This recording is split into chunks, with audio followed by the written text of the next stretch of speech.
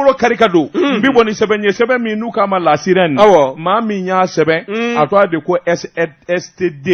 wa karisiri k'i k'a dɔn wuli ka jɔ ni jateminɛ a k'i k'a dɔn ko maa tiɲɛ ka ban a tigi dɔ man di min ye campagne min n'o bɛ sen na o de ye référendum ayiwa n'o ye vote kura minnu labɛnnen bɛ jamana ɲɛmaaso fɛ wa karisiri k'i k'a dɔn dusumango tɛ fa togoni na dɔw ko ni kun ye wuli ka jɔ bolo da dɔw kun y'an dɛmɛnen k'u na jama lahulata bɔ k'u na hadamaden bɔ dingɛ kɔnɔ u ka taa fara ɲɔgɔn kan min b'a to seko ni dongo fanga min b'u la o ka se ka dɔn Boubacar i k'a dɔn ça 26 mars lahulata ni yɔrɔ belebele de ye Boubacar i k'a dɔn a kɛra gɛlɛyaba ye sabula maa ma bɔ awa ni ka caya a y'u lamaloya fo k'a fɔ k'a to ten nin ye fɛn ye min jɛ ka jugu nin ye fɛn ye min bɛ maanifiye sira kosɛbɛ Boubacar nka i k'a dɔn o fɔra ɲɔgɔn kɔ sɛbɛnnikɛla ko n'i ye badeni kalifa yɔrɔ caya ni ala ma jan kɛ awa nasurukuw b'a dun jamana kɔnɔ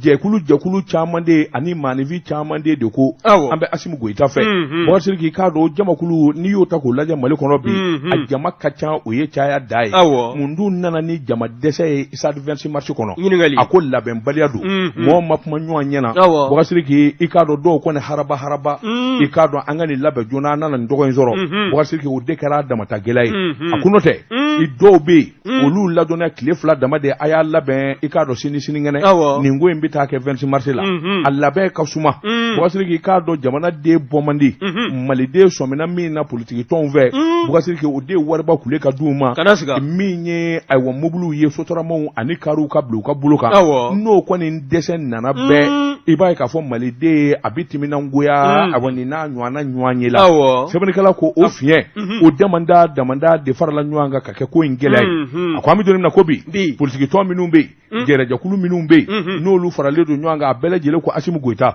Boubacar n'u kun y'u k'a kɛ kelen ye ka kuma k'a kɛ kelen ye sɛbɛnnikɛla ko malo dulokiba min don n'u kan na o kun tɛ kɛ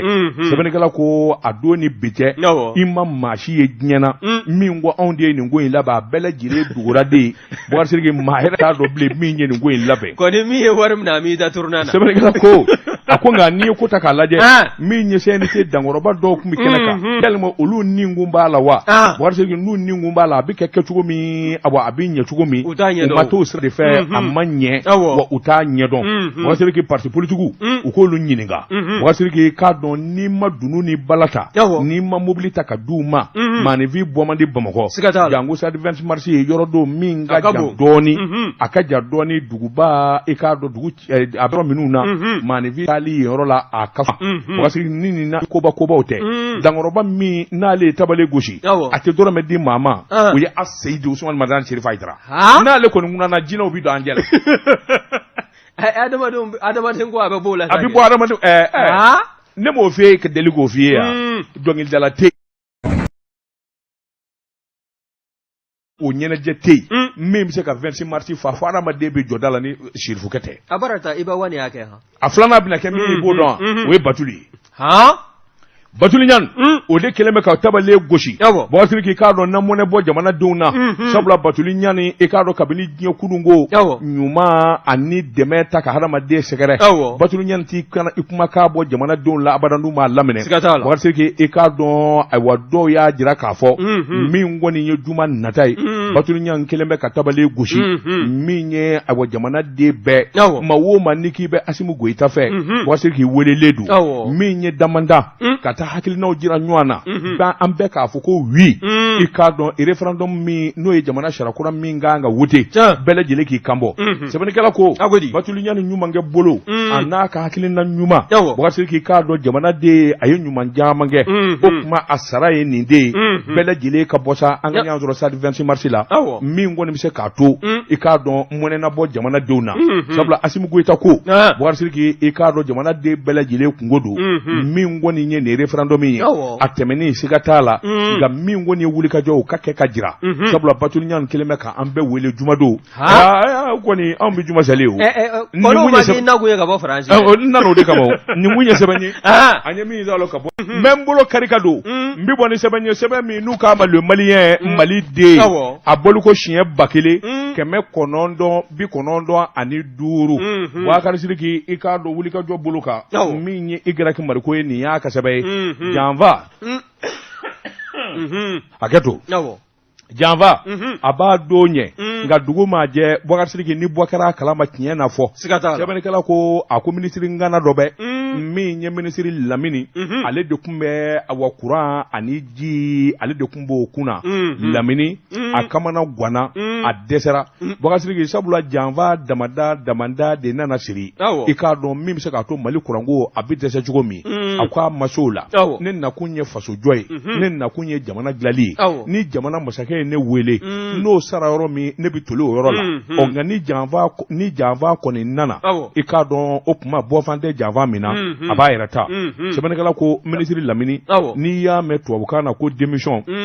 Lamini Seydou Traoré a ye a ka sɛbɛnfura kɛ kunnafoni nana sɔrɔ gouvernement a wa présidence ka kunnafoni dila la juin kalo tile 2 tɛmɛnen na sɛbɛnnikɛla ko hadamaden maaw taara jamana in faamaya ka di cogo min minisiriya ka di Boubacar Sidiki i k'a dɔn a ka gɛlɛ cɛ o cɛ bi sɔn k'a fɔ n bɔra a la o de ye baarakɛla ye o de ye cɛ yɛrɛ ye sɛbɛnnikɛla ko minisiri Lamini a n'a fara maaw kan maa minnu kɔni b'a la ni jamana kanu b'u la jamana ɲɛtaa ka d'u ye nka ni ɲɛ b'a la k'a fɔ maa wɛrɛ de bara ka ŋanamu ta k'i sɛgɛrɛ i bi jɛ sɛbɛnnikɛla ko maa min di jɛ maa min di kari i bi sa jɔnya la a ko a b'i ne ka san damadɔ bɔ min ye jamana in ye a kuranko gɛlɛya o donnen don dogolen tɛ maa na gouvernement mana faama mana min sera ka Mali kuranko kɔni sigi sen ka kɛlɛnw Boubacar Sidiki k'a dɔn tilema o tilema n'o kɔni bɔra kurantigɛba bi dabɔ bɛɛ lajɛlen b'o kalama Lamini kuma min n'a kɛra ministre de l'énergie i k'a dɔn a ye jatew bɔ k'a sigi ɲɔgɔn kan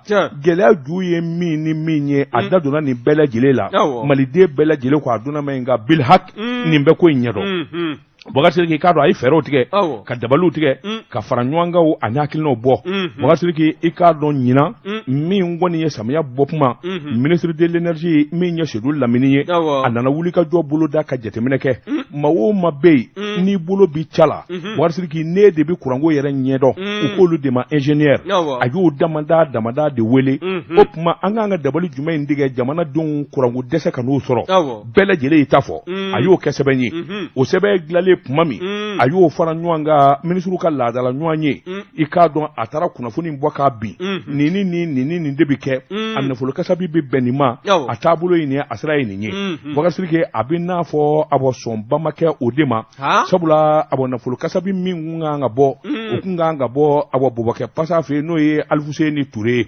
Alfuseni Sanu ye sɛbɛnnikɛla ko o kɔni wari bɔli sumayara o sumayalen min kɛ i b'a ye k'a fɔ sɛbɛn wɛrɛ nana bɔ Lamini ka a bɔ programme kɔfɛ i k'a dɔn ka t'o di o sɛbɛnfura bɔra jɔnni na mais min ye Kureshi Konare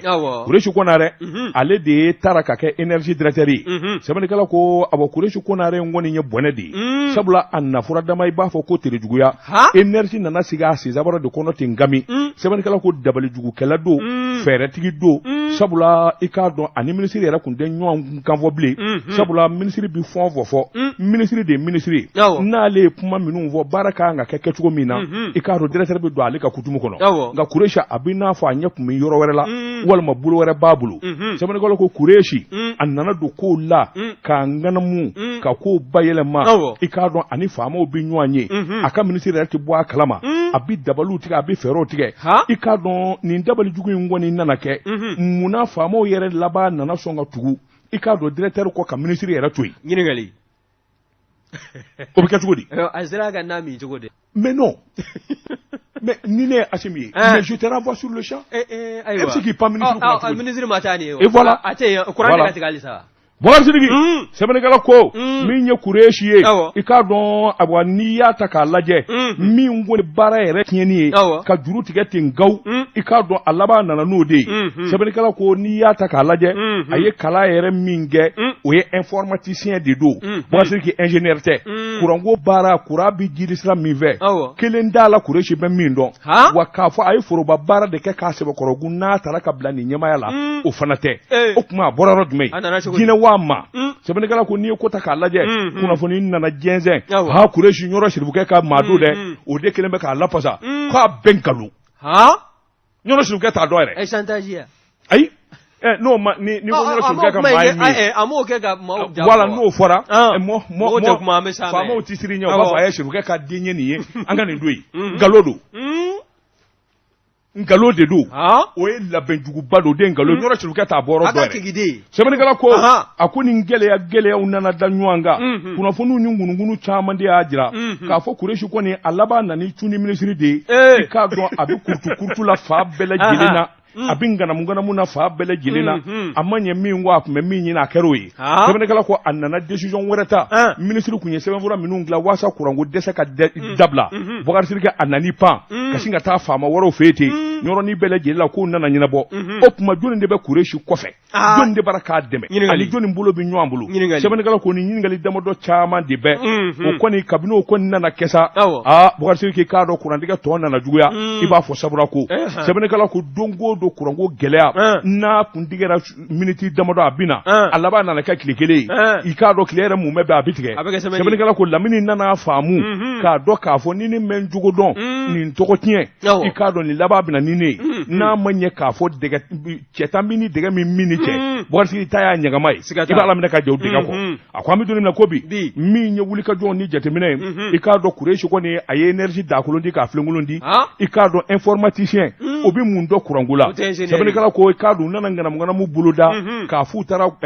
min bɛ kuran di a tɔgɔ di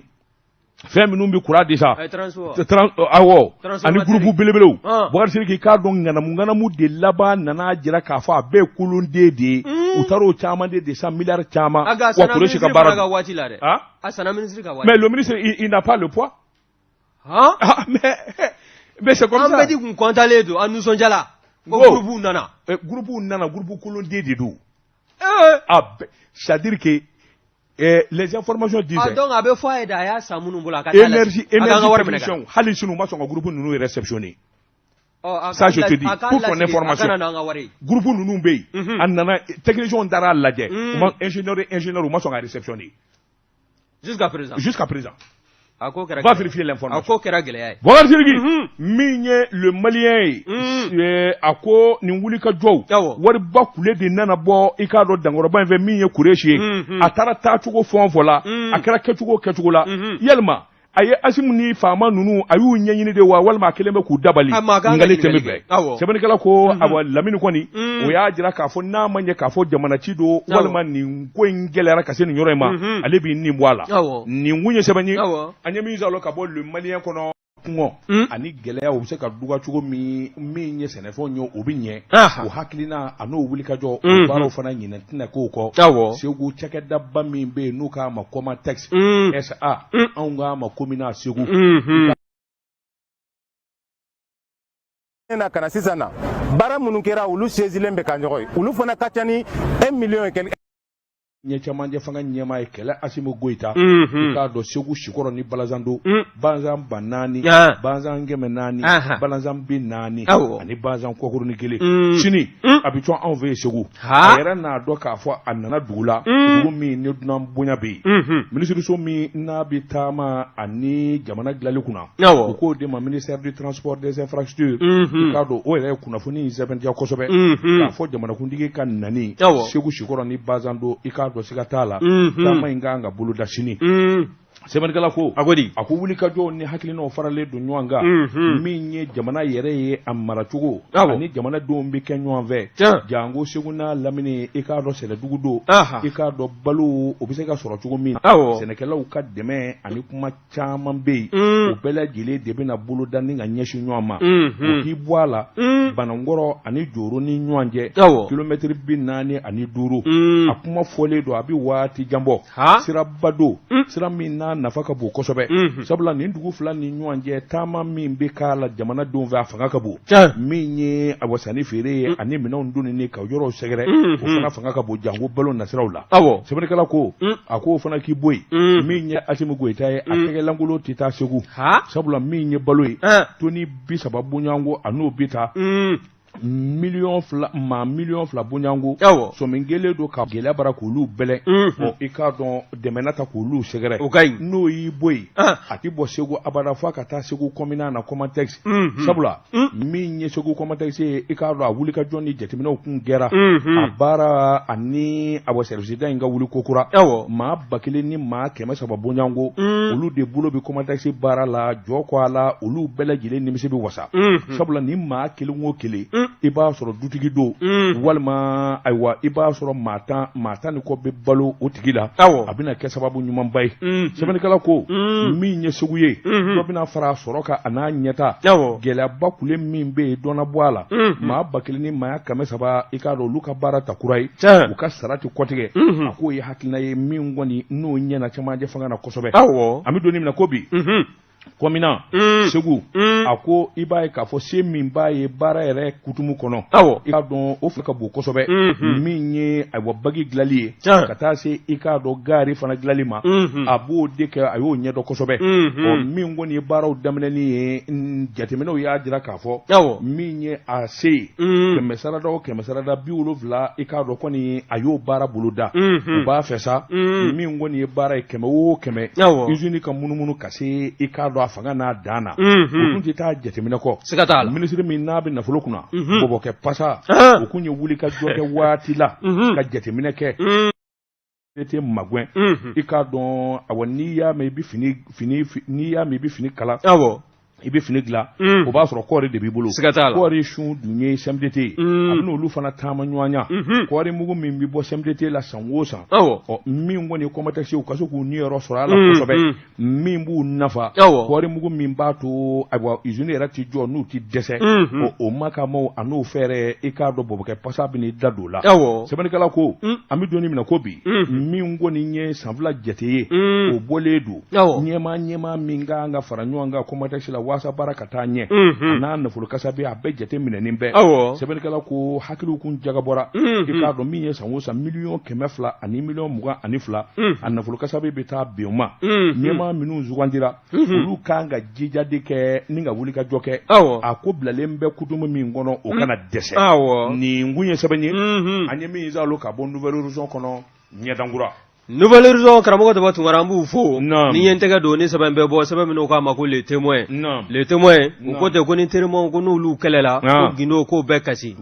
ni yentega do ni mborani le témoin bae ka fo mi ye amidu eketaye ni aka fasiri ako kanga to zra to kanga gwande mi ye rpm ye